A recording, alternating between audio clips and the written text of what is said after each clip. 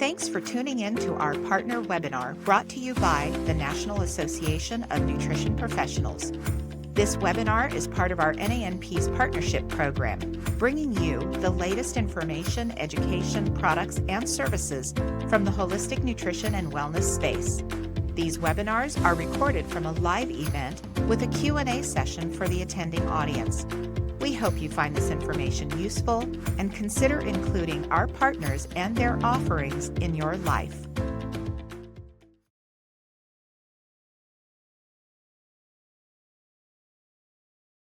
Hi, everyone. Welcome to NANP's webinar featuring Holistic Consulting with Betsy Miller. I am your host, Tiffany Perry, Development Specialist for the NANP. These webinars are recorded and can be viewed by registrants. We'll send you a link to the webinar recording in the next newsletter. Before we begin, just a quick reminder, this session is NANP intellectual property and may not be recorded or redistributed. You've already heard the video disclaimer. You're welcome to review the written version as well. We ask that you would please hold your questions until the end, and we'll do our best to get to them as soon as we can. Today we present Herbal Safety and Nutrition Practice, Dosage, Interactions, and Individualized Care. Betsy is a registered herbalist and clinical nutrition specialist in Northern Virginia. She specializes in women's reproductive health, including fertility challenges, prenatal care, and postpartum support. In addition to her clinical work, Betsy serves as adjunct faculty in the Herbal Medicine program at the School of Integrative Health, part of Notre Dame, Maryland University. Welcome, Betsy. Thank you so much for joining us today. Thank you so much for having me. I'm really excited to be here. So I will go ahead and jump in. I know it's a very large topic, and I'm going to be speaking for about 45 minutes to leave plenty of time for Q&A at the end.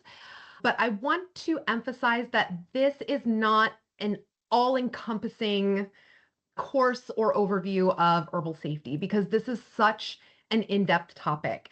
So the purpose of today is to really give you the resources to think a little bit more critically about herbal safety in clinical practice. And that includes understanding the way that basic client factors influence herbal safety. So medication use and special populations, understanding why we dose the way we do and how that affects the form and the strength of our herbs and how that impacts the client and the way they respond. Understanding a little bit about herb-drug interactions. That I typically teach as a whole weekend course minimum on herb-drug interactions and really getting into the nitty-gritty of pharmacokinetics and pharmacodynamics between herbs and drugs. And then really understanding how taking a step further in your education into herbal medicine can help you use herbs more safely and confidently in clinical practice. So really, the whole point of today is to give you a foundation for building botanical confidence, because as herbalists and nutrition professionals who have herbal training, we are in the unique position to help both clients and healthcare providers navigate the ins and outs of botanical safety. So from the consumer perspective or the client perspective, since the mid-1900s, when we've had a huge resurgence in the popularity of alternative medicine, many consumers believe that because herbal medicines are natural, they're safe for everybody, despite underlying health challenges or their unique constitutions. Whereas allopathic practitioners or practitioners of orthodox medicine, they receive little to no training in nutrition, much less herbal medicine and supplements. And they typically revert to the idea that alternative medicines like herbs are ineffective at best or profoundly dangerous at worst, and advise their patients to stay away from them simply because they do not have the foundational knowledge to say otherwise. So we as practitioners are in the unique position to walk the middle path and help educate clients around the concept that not all things that are natural are safe for all people. And then also educate the medical community in their language using evidence-based practice for efficacy and safety.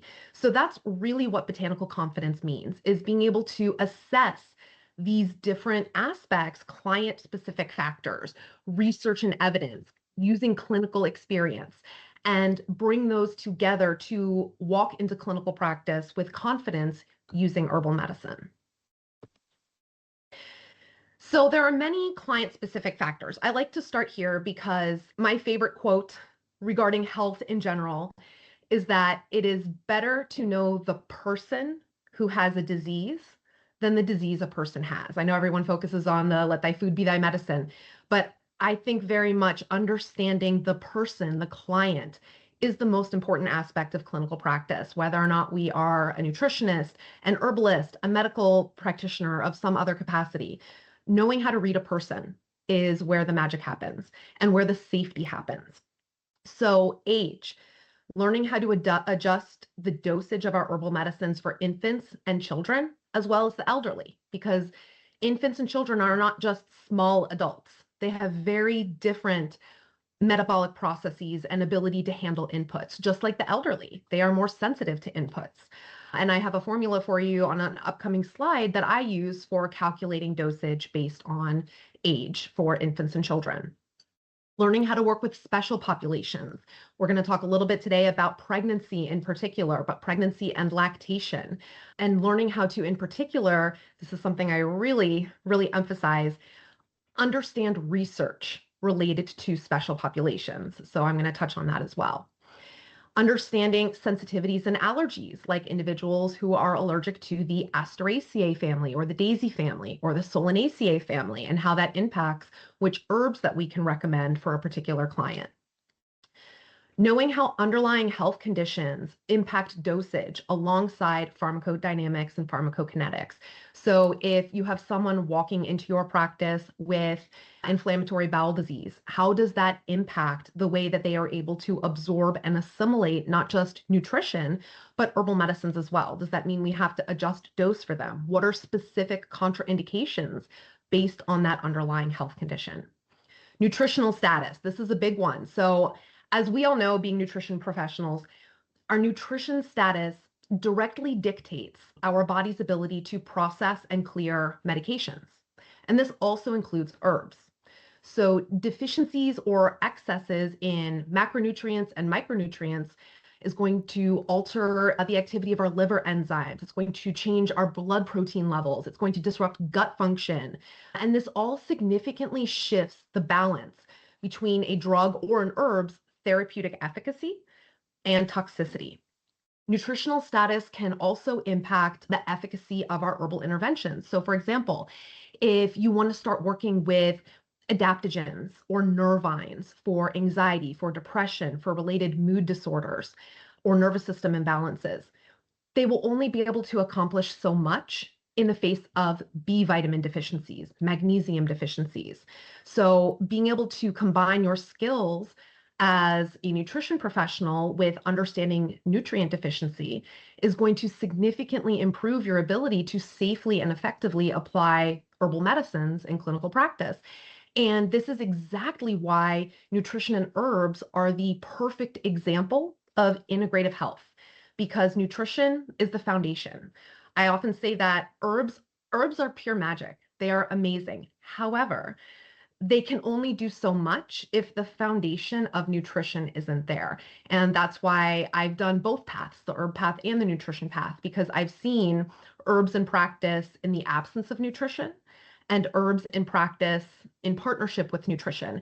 And the client outcomes when that partnership is present are phenomenal. They are so much more beyond what we can get with herbs alone, and they are much safer in practice with nutrition.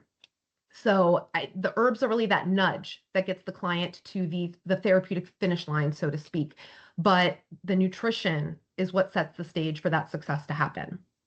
Other client-specific factors, medication use. So I have an entire section today where we're going to discuss herb-drug interaction, or HDIs.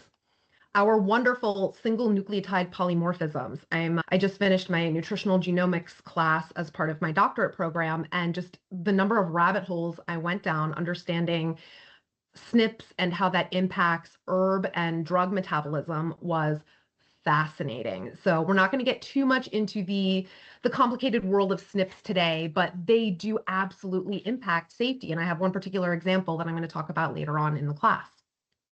Oops, I want to just touch really quickly on energetics. So this is probably a word that is new to many of you. I practice herbal medicine from a traditional Western perspective. We have traditional Chinese medicine.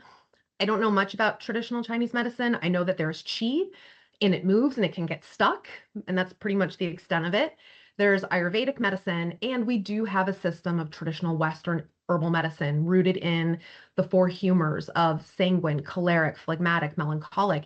And all that means is every person is unique in their, not just like their energy level as a person, but their tissue states. Some people tend towards dryness, some people tend towards dampness, some people are tense, other people are overly lax. And energetics are a core tenet of herbal medicine that influence safety. And I like to use the respiratory system as an example here, because if we're working with someone whose respiratory system is very hot and dry and they have that like hacking barking cough that you're just like wincing when you hear it, and you give them a ton of cayenne and ginger, and osha, thinking that you can clear all that mucus, you could make their respiratory system much more uncomfortable and much worse, because those are all hot and drying herbs when that person just really needs some soothing marshmallow. So energetics can dictate safety as well from a relationship to the plant's perspective. It's a really, really interesting road to go down when you start studying herbal medicine.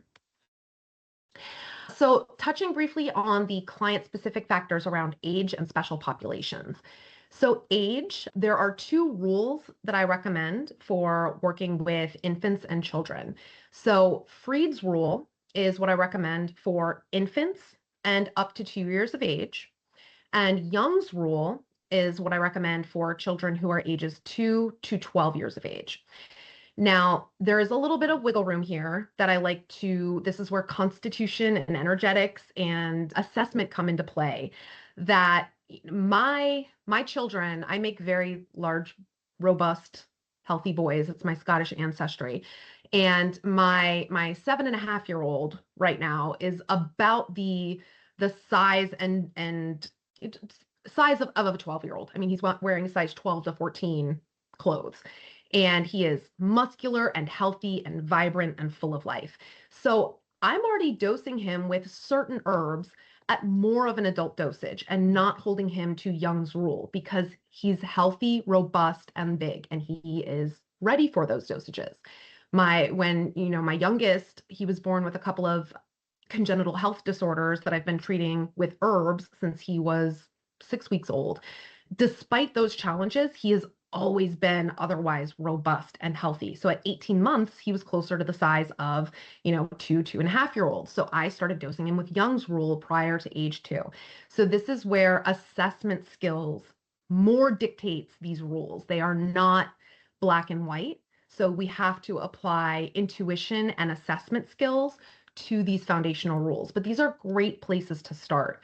And if I had, for example, a 2-year-old who was developmentally behind, a little bit weaker and less vitality, I would stick with Freed's rule for longer until they caught up developmentally to the age of a 2-year-old.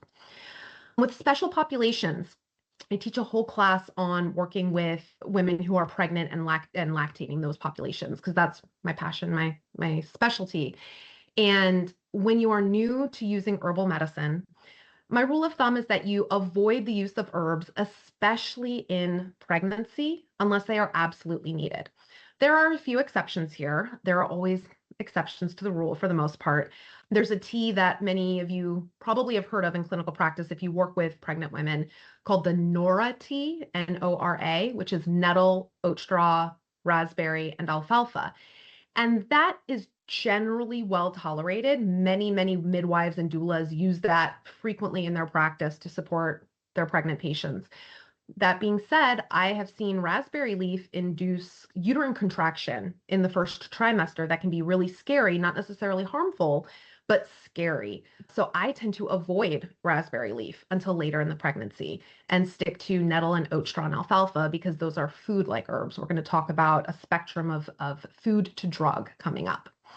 And then if herbs are warranted in pregnancy, if you're working with hyperemesis or gestational diabetes, where herbs can absolutely shift the health narrative, This is where we rely on historical precedent. And I say that because there are very few contemporary studies that evaluate the safety and efficacy of herbal medicine in the pregnant population because it's unethical to experiment on pregnant women. So historical precedent means our materia medicas, our wealth of knowledge from medical experts who were herbalists in the 1800s and prior, who have documented, written, and taught from their clinical experience which herbs are generally safe during pregnancy and which to avoid, like herbs with known emmenagogue activity. Emmenagogues historically were called abortifacients. They stimulate uterine contraction. They are oxytocic. We don't want them during pregnancy. But that is something that you really have to devote time to studying the use of herbs during pregnancy. Lactation, there's a little bit more wiggle room, but pregnancy, we really need to be careful and know what we're doing because there is great room for error there. And then medication use. This is where I teach using clinical judgment based on herb-drug interaction potential. And we're going to look at that in detail coming up. So I am a big proponent of evidence-informed practice. And evidence can mean historical use, so materia medica is what we learn from tradition, as well as contemporary research.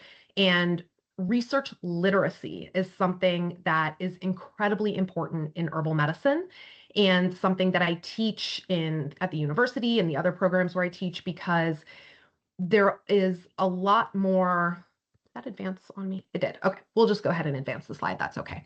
Research literacy, because there is a lot that is done wrong in modern research when it comes to plant medicine. And I'll explain what I mean by that when we get to the herb-drug interaction part.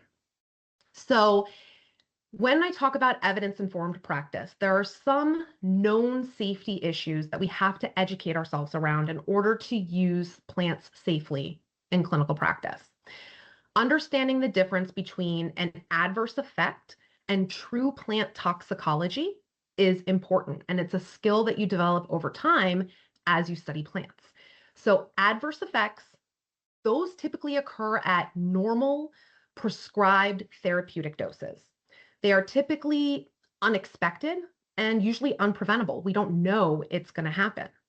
For example, I had a pretty profound adverse effect when I was in grad school studying herbal medicine, where the herbal practitioner I was seeing at the time, part of my program, we had to see an herbalist before we went into our clinical rotation.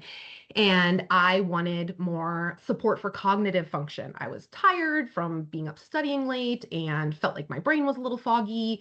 And so she put together a great tea for me that had a bunch of different herbs in it, like bacopa, but it had rosemary in it. And we think rosemary, oh, that's a culinary herb. It's a kitchen spice. Who's going to have a bad reaction to that? I did. So I drank my first dose of this rosemary tea in the middle of class, and I turned bright red, like fire truck red, all over my body. It looked like I had niacin flush, if you've ever seen niacin flush on someone.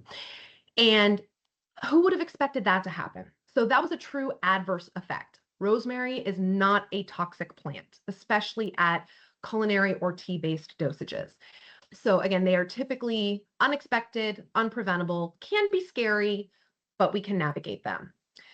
Toxic plants or plant toxicology, this is using herbs with known toxicity alongside their therapeutic values. And we do that in clinical practice, the more experience you get with botanical medicine.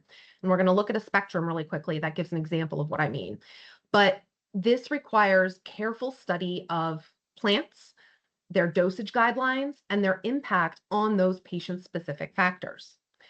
I do want to say that many cases of adverse reactions involving herbs are less often caused by true toxicity of the plant than by just the idiosyncratic reactions of the body, like me and my rosemary friend. But it emphasizes that understanding energetics and constitution and underlying health status, why does that keep advancing, is just as relevant to clinical practice as the properties of the plant. So this is the argument, the basis for having as many paradigms as possible to for patient assessment, for client assessment, like energetics. Herb drug interactions. I promise we're going to get to that topic, so I'm going to hold off on that for right now. And then client-based cautions and contraindications. Any known allergies, underlying health conditions. So for example, someone who has a history of gallstones, we have to be very cautious with them in using choleretic and cholagogue herbs like dandelion root that stimulate the formation of bile in the liver and the flow of bile from the gallbladder. This is a text or a resource that I highly recommend. The client-based cautions and contraindications when it comes to herbal medicine, that's what you can find in your Materia Medicas, your herbal monographs. The many textbooks will offer these as well, but I really recommend the monographs instead because those are more based on clinical experience, especially things like the German Commission E. This is available through the American Botanical Council. I will say it's behind a paywall, so you do have to be an ABC member, American Botanical Council, but that's based on the not just contemporary research, but clinical evidence dating back to our old Materia Medicas, our old texts, where they combined energetics with clinical observation and contemporary studies to create a profile of client-based cautions and contraindications. So for example, Cascara sagrada, laxative herb, often used short-term to help with constipation, but there are very specific contraindications for it, like intestinal obstruction, acute intestinal inflammation associated with inflammatory bowel disease, appendicitis, abdominal pain of unknown origin, children under 12 years of age, and pregnancy. So these are the kind of the hard and fast rules about when not to use this plant.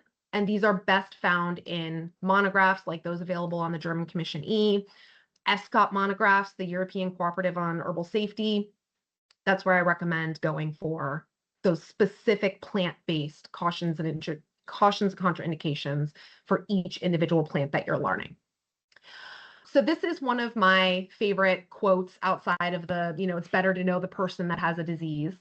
So this is from Paracelsus, and he says, poison is in everything, and no thing is without poison. The dosage makes it either a poison or a remedy. And great example here, water, right? We need water to live. We need water to survive. But water at too high a dose and too quickly can be poison, disrupts electrolyte balance. You can die from it. So the same is true for plants, that the therapy versus the poison is typically in the dose. And learning how to dose appropriately based on those client-specific factors is really the secret, the key to unlocking confidently using plants in clinical practice. So when I teach dosage and Materia Medica in general, Materia Medica being the vast array of plants that we have to use as medicine, I like to teach this spectrum of food to drug. On the food side of the spectrum, we have our nutritive herbs that often do have a history of use as foods. So we have oats and slippery elm bark. I like to highlight slippery elm bark as a great example here of research literacy around herbal medicine, because if you Google, slippery elm bark pregnancy, in a lot of cases, you will come up with, do not take slippery elm bark while pregnant. It is an abortifacient. It was used to induce miscarriage. Do not consume it while pregnant. I love slippery elm while pregnant. I used it during both of my pregnancies to deal with reflux and indigestion, and it helps with stabilizing blood sugar because it's an incredible source of fiber. So understanding how to interpret those warnings is the key here, because those warnings are based on the historical use of slippery elm fresh twigs. When you peel the outer bark of slippery elm off of the twig, the inner bark is left super gooey and slippery, hence slippery elm bark. And that twig was inserted by midwives into the cervix to dilate the cervix during early pregnancy and induce abortion. The use is also the medicine. If we ingest slippery elm bark, it is a nutritive food like oatmeal. So learning how to discern those like fear-based warnings around plants is incredibly, incredibly important. So on this side of the spectrum, we have our food-based plants, our nutritive herbs. In general, those are going to be safe for the majority of individuals, including special populations outside of overt allergies and intolerances like allergies to oats.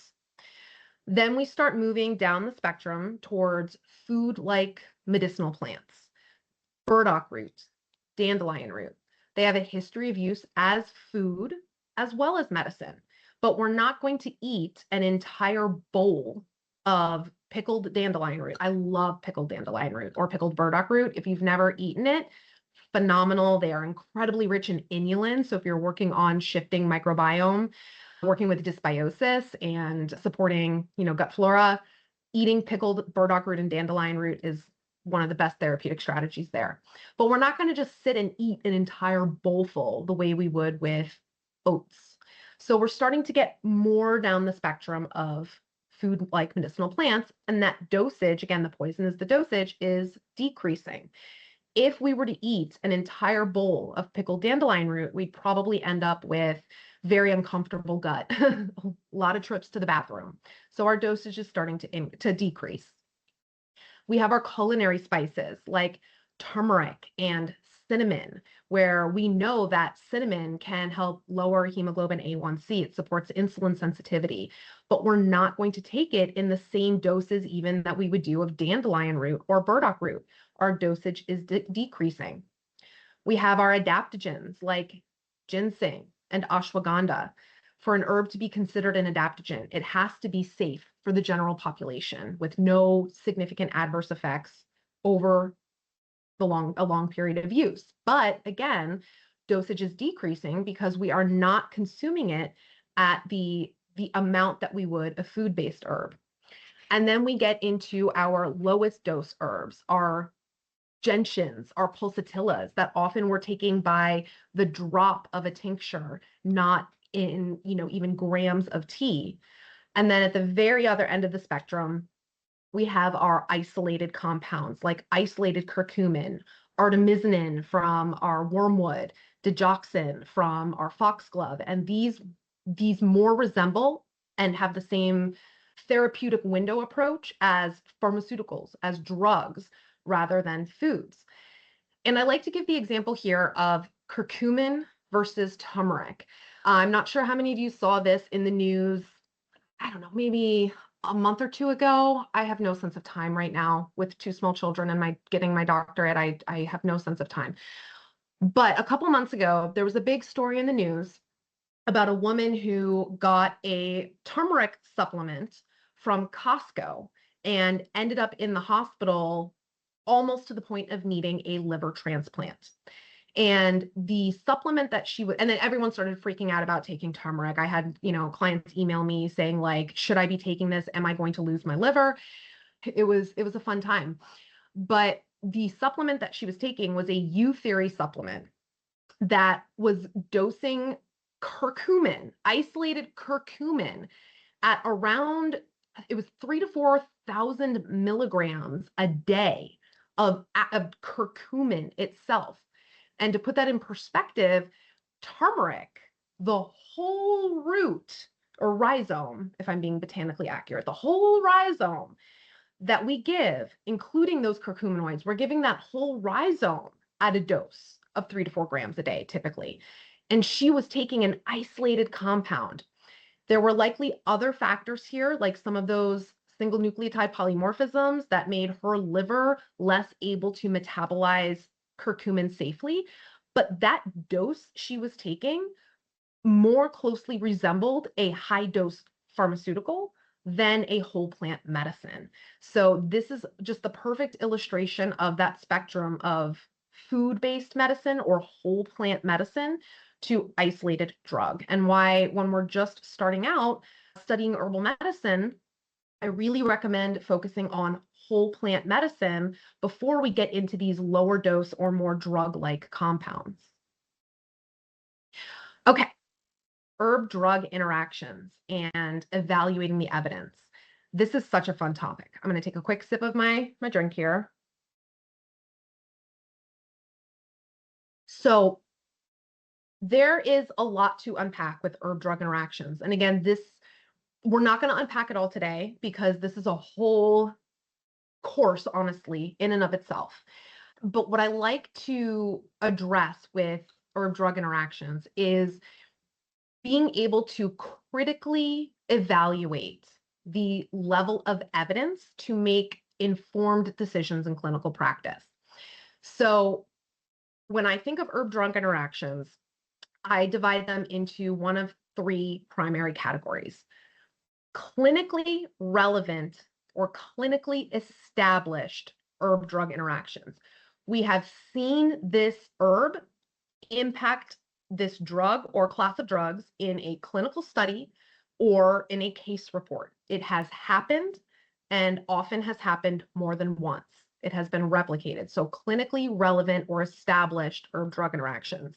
Those are the ones to really familiarize yourselves with. Examples. St. John's wort is probably the most well-known herb for impacting herb-drug interaction. St. John's wort upregulates the cytochrome P450 family in the liver, so it's going to clear drugs more quickly from the bloodstream. So where do we need to be careful with that? With other drugs metabolized by the cytochrome P450 family. Birth control is a great example. Many psychiatric medications, other great examples. There we have to be careful. The narrower the therapeutic window of a drug, the higher the chance of an interaction with the plant. Grapefruit is another example. Grapefruit targets those same cytochrome P450 family enzymes, but it slows down their activity. And then we have the risk of an overabundance or a high level of the pharmaceutical in the bloodstream. Warfarin, another great example. Many of our antiplatelet medications we can use alongside curcumin or turmeric, ginger, red clover, some of our herbs that demonstrate mild antiplatelet activity. But warfarin is a whole animal in and of itself that we have to be extremely cautious with because of its narrow therapeutic window. So familiarizing yourselves with the clinically relevant or clinically established herb-drug interactions. And there's an author, his work is available on PubMed. His last name is Gurley, Gurley. I highly recommend looking at some of his writings because he really goes down the rabbit hole of this clinically relevant information around herb-drug interactions and looking at some of the big ones, St. John's wort, kava, black cohosh. So that is a great resource. So the other two categories that I divide herb-drug interactions into are theoretical, based on pharmacodynamics. This herb and this drug have a similar effect in the body. We've never tested them alongside each other in a clinical setting to see if they interact, but we're going to assume that they do because they act similarly in the body. Or theoretical based on pharmacokinetics. That one tends to be the more probable in many cases, where this herb and this drug are metabolized by the same pathway in the body. So chances are there's going to be some type of interaction. The theoretical here is the key word. Many of those concerns are based on either literally just assumption, pure theory, no even preclinical evidence whatsoever that would happen, or based on in vitro research using an exorbitantly high amount of an herb or a compound from an herb and a drug, or animal-based research where, again, they're typically using a significantly higher amount of an herb or a compound that would represent reasonable human intake. So there is a tool. I have a picture on the right-hand side here from the Natural Standard. They used to be, or Natural Medicines Database. They used to be Natural Standard.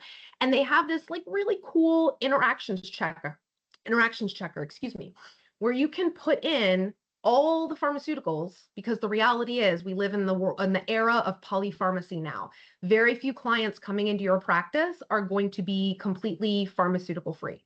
Many of them are going to be on at least one or two pharmaceuticals. So the era of polypharmacy is upon us.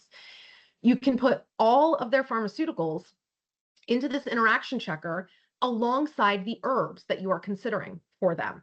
And it will spit back out at you severe, or they like severe, moderate, or mild potential for herb drug interaction.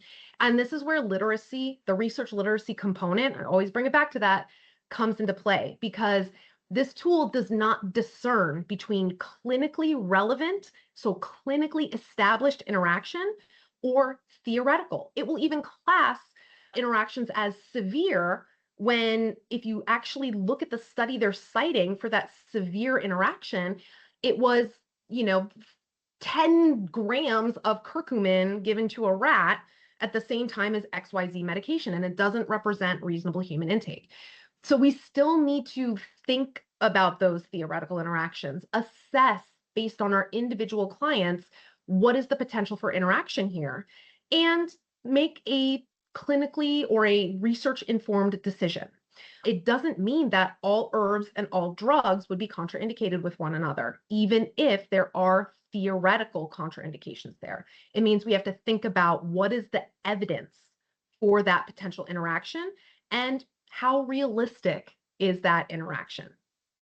When I have a client who is on a pharmaceutical and I'm considering the use of a particular herb with them, and there is a low to moderate risk of an interaction, not clinically established, but based on that theoretical, either pharmacodynamic or pharmacokinetic interaction, assuming I feel like my assessment of them supports the concomitant use of those herbs and drugs, I recommend separating the doses of the herbs and the drug by at least 2 hours. That way they are not in the intestine at the same time, and you are minimizing the likelihood of an acute pharmacokinetic impact between intestinal metabolism and absorption of these pharmaceuticals. And then you want to monitor the patient. So if you want to use, for example, Hawthorne with a patient who is on a blood pressure medication, you need to know that they have to monitor their blood pressure at the same time every day. And if there are trends that that blood pressure is going down, then they need to discuss with the prescribing physician their dose and use of that pharmaceutical. Same thing with someone on a metformin or a GLP-1, and you're considering gymnema. They need to be using a CGM, a continuous glucose monitor, or other tool for regularly monitoring their blood glucose so that they are not becoming hypoglycemic. So it doesn't mean that we cannot use herbs alongside some of these drugs, but we have to know how to use them safely. So all of this really comes down to the importance of truly studying the use of herbs so that you can safely apply them in clinical nutrition practice.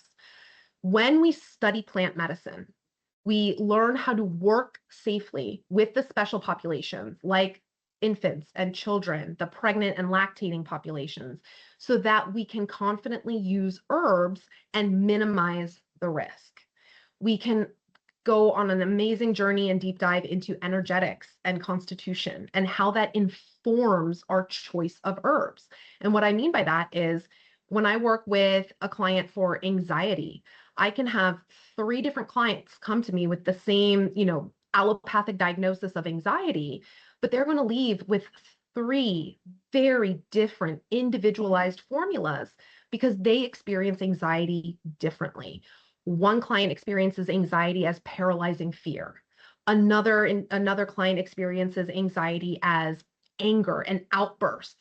Another experiences anxiety as circulating thoughts that won't shut off. Those are very different energetic patterns of anxiety, and they require a very different approach from an herbal perspective. And when we study herbs, we can learn how to assess that and create individual client formulas that are true to the empirical roots of herbalism as a form of functional medicine alongside nutrition.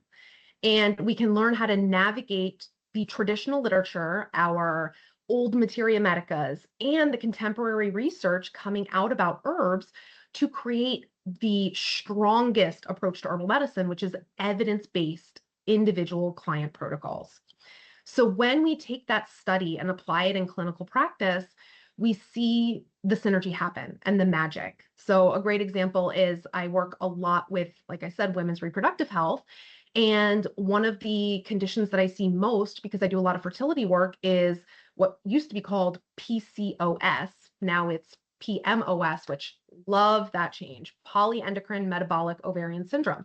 And from a nutrition perspective, I love working with low glycemic Mediterranean diets or periodic ketogenic diets to support glucose regulation, insulin sensitivity.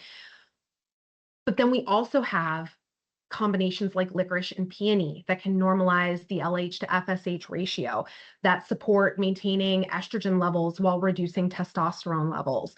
We have herbs like tribulus that we can give on certain days of the cycle to stimulate folliculogenesis and support ovulation, especially when fertility is impacted. So again, this is where the nutrition is the foundation because we have to normalize glucose in PMOS, but the herbs really just excel in pushing that protocol further to achieving those client goals. And then we can assess and adjust our formula and the efficacy of our formula based on how our client responds. So if I see someone for PMOS and they're, not responding well to the licorice and peony combination, maybe they need a different approach with angelica or a different herb. So it really helps to be able to assess our not just clients, but the way that they respond to plants on an energetic and physiological level, looking at repeat blood work and being able to use things like tongue and pulse diagnosis from a traditional perspective that really informs how our clients are responding. And that is the basis of not just efficacy, but safety as well. Okay, so if you are interested in studying more down the path of herbal medicine and really stepping into the ability to safely and effectively use herbs in clinical practice, we have an incredible herbal program. It's our foundational training, plus free tools like entire materia medica database that I've been building to help you ground yourself in the tradition, the science, and real life application of botanical medicine. I meant to put my email address here, but it's earthsidebotanica@gmail.com. I can put it in the chat box when I minimize the screen for you all. But we have a great promotion going on right now where you can save $50 on enrollment. You have the code HERB50 right there. And part of this program is live weekly check-ins with myself or one of our other herbalists to really understand the material and be able to incorporate it more effectively into clinical practice. And oh, look at that! 15 minutes for Q&A. I did it. And I will chime in and say, Sean put a comment in the chat box saying we as in Holistic Consulting also have a robust materia medica on our website that has comprehensive herbal monographs for free. It's a great alternative to the German Commission E. Yes. He put that link in the chat box if anyone needed that. I am putting my own email address in the chat as well that you can follow up with any questions. There we go. All right. Yeah, see, earthsidebotanica@gmail.com. And if anyone has any questions, please feel free to drop these in the Q&A. We wanted to make sure to leave time for you to have your questions answered if you did in fact have them, because that was very thorough. We really appreciate you joining us, Betsy. Thank you. I love any chance that I get to talk about plants. So it's a fun afternoon for me. Let's see here, I'm looking. Here's one from Sean. Can you explain the difference between learning herbs, using herbs in your nutrition practice, and becoming a registered herbalist and pursuing clinical herbalism? That is an excellent question. So learning herbs is something that we all have access to, right? Herbal medicine is the people's medicine. So everyone can learn that elderflower is great for congestion when you have a cold, or taking echinacea, like a round of antibiotics when you get a respiratory infection, can shorten the duration of a cold. Like that's basic kitchen medicine. that you can use to take care of yourself and your family. And that is something that you can learn studying books, using our materia medicas. But then we elevate that to using herbs in nutrition practice, where we look at case studies of actual clients who are struggling with various, health disorders, and how we apply both nutrition and herbs for client outcomes. And then becoming a registered herbalist. So that refers to the American Herbalist Guild. Herbalism is not regulated in the United States. There is no licensure for herbal medicine.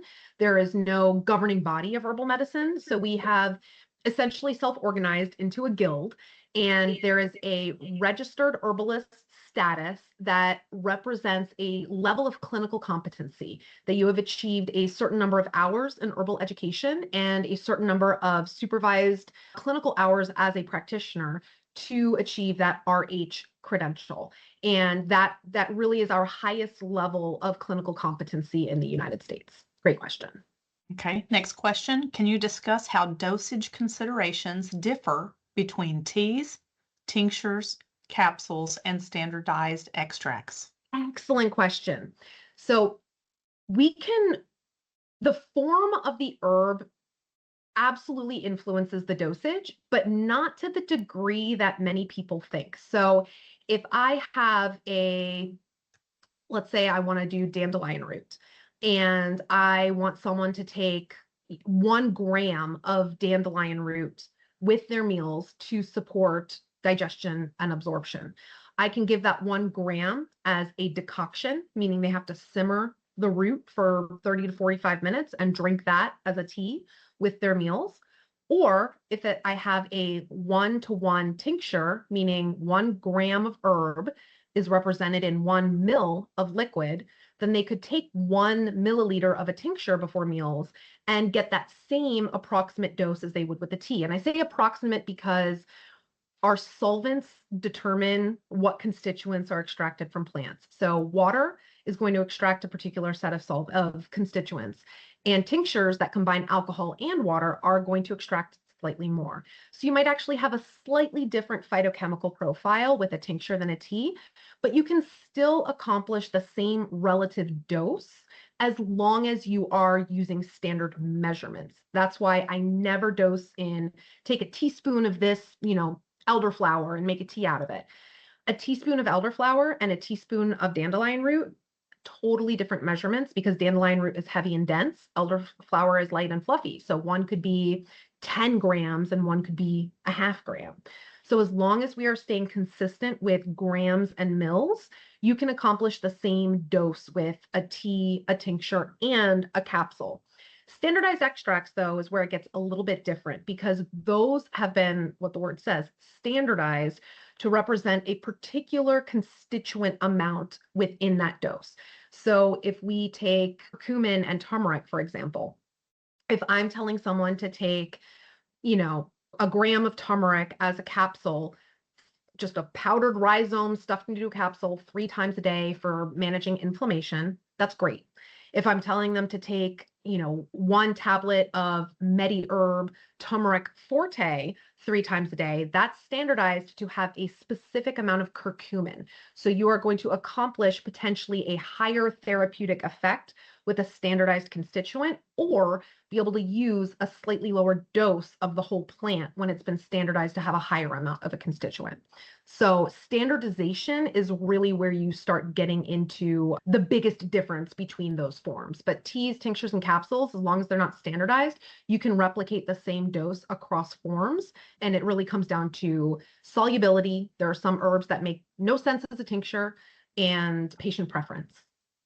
As nutrition professionals begin incorporating herbs into practice, what are the most common safety mistakes you see, and what systems or processes can practitioners implement to avoid them? That's a great question. So I think one of the biggest mistakes I see is following, like if you're using pre-made like herbal supplements, is just following the recommended dose on the bottle.